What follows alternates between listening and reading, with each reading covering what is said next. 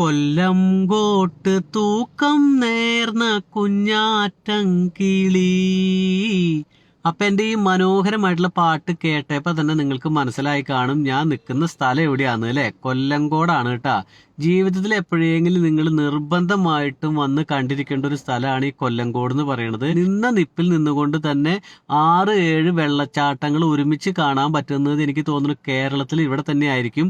ഒരു 1 day trip plan ചെയ്യുന്ന ആൾക്കാരാണോ നിങ്ങൾ, നിർബന്ധമായിട്ടും കൊല്ലംകോട് വന്നാൽ കണ്ടിരിക്കാൻ പറ്റുന്ന കുറച്ച് സ്ഥലങ്ങളൊക്കെ ഉണ്ട്. അങ്ങനെ നെന്മാറ കൊല്ലംകോട് നേരെ മുന്നോട്ട് പോരുമ്പോൾ റൈറ്റ് സൈഡിലേക്ക് ഒരു 6 കിലോമീറ്റർ പോന്ന് കഴിയുമ്പോഴാണ് ഈ കൊല്ലംകോടിന്റെ ഭംഗി നമുക്ക് കൂടുതലായിട്ട് ആസ്വദിക്കാനായിട്ട് പറ്റുക. അപ്പൊ ഞങ്ങളുടെ യാത്രയുടെ ഇടയിൽ തന്നെ 2 കൂട്ടുകാരികളെ കണ്ടു. അപ്പൊ എവിടെ ചെന്ന് എന്തൊക്കെ കാണാൻ പറ്റുന്നുള്ള കാര്യങ്ങളൊക്കെ അവരോട് ചോദിച്ചറിഞ്ഞു. നേരെ ചെന്നത് ചെല്ലപ്പൻ ചേട്ടന്റെ ചായക്കടയിലാണ് കേട്ടാ.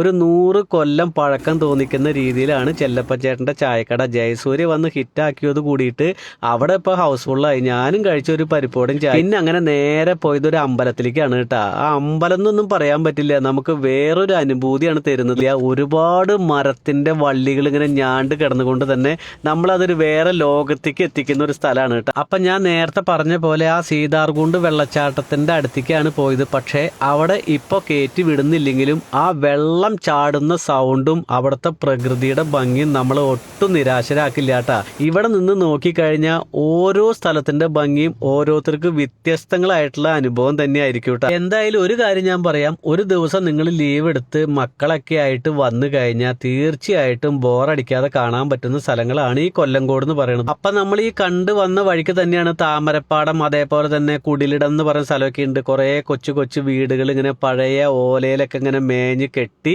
ഫോട്ടോഷൂട്ടും അങ്ങനെ എടുക്കാൻ പറ്റുന്ന ഒരുപാട് സംഭവങ്ങൾ നമുക്ക് ഇവിടെ വന്നു കഴിഞ്ഞാൽ കാണാനായിട്ട് പറ്റും. പിന്നെ ഞങ്ങളുടെ യാത്ര എന്ന് പറയുന്നത് ചുള്ളിയാർ ഡാമിലേക്കായിരുന്നു കേട്ടോ. ആ ഡാമിന്റെ മുന്നിലേക്ക് എത്തിയപ്പോൾ തന്നെ ശരിക്കും പേടിയായി. ഒരു മനുഷ്യനെ അവിടെ കാണാനായിട്ട് കിട്ടിയില്ല. പിന്നെ സുമതി വളവ് എന്ന് പറയുന്ന സിനിമ കണ്ടപ്പോഴാണ് മനസ്സിലായത് ഈ ഡാമിന്റെ ഫ്രണ്ടിലാണ് അതിന്റെ പ്രധാന ഭാഗങ്ങളും പ്രത്യേകിച്ച് ചെക്ക് പോസ്റ്റൊക്കെ സെറ്റ് ഇട്ടുള്ളത് കേട്ടോ. പിന്നെ ഞങ്ങൾ അങ്ങനെ ഡാമിന്റെ മുകളിലേക്ക് കയറി. പക്ഷെ ഇവിടുത്തെ കാറ്റാണ് കാറ്റ്. കാടിന്റെ ഉള്ളിൽ കൂടെ ഇങ്ങനെ പോയി കഴിഞ്ഞ് നമ്മൾ കാണാൻ പോകുന്നതാണ് ഒരു റെയിൽവേ സ്റ്റേഷൻ.